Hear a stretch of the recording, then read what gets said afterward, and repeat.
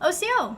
That's hello in Cherokee, which is my culture. I come from a Native American background. Now, in my tribe and many others, storytelling and legends are incredibly important not only to keep our history alive, but also to bring members of the tribe together. Some stories involve the aid of drumming, characters, or animal noises, but today I'd like to keep my presentation relatively simple by recounting the legend of the Cherokee Rose. Now, there are many different versions of this legend, but the one that I will tell today is closest to the first one I heard as a kid and also captures the main ideas best. When gold was found in Georgia, the government forgot its treaties and drove the Cherokee to Oklahoma.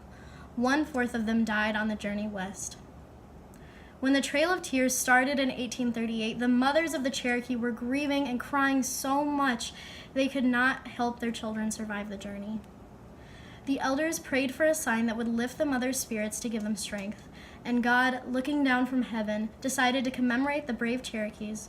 And so, as the blood of the braves and the tears of the maidens dropped to the ground, he turned them into stone in the shape of a Cherokee rose. The next day, a beautiful rose began to grow where each of the mothers' tears fell. So basically, the Cherokee were forcibly removed from their homes in the southeast portion of the United States and pushed to Oklahoma in horribly bad weather. In times of tearshed and heartache, the Creator gave light to the Cherokee by creating beauty out of their pain, which is shown in the Cherokee Rose. So this is a legend that has been told in Cherokee culture since the 19th century when the Trail of Tears first began.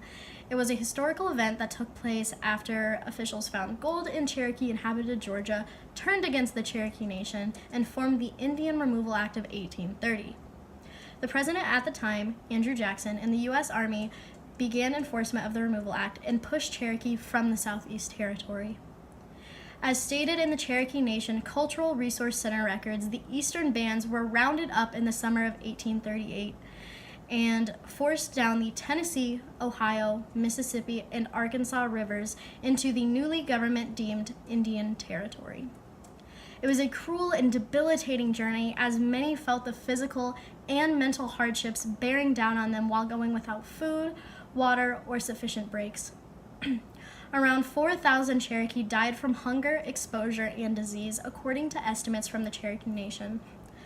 Now, this was a very long journey taken by each Cherokee member, and although there were many routes seen on the Trail of Tears, the two main routes were the water route that went through Tennessee and Arkansas, and the main land route that went up through Kentucky and Missouri.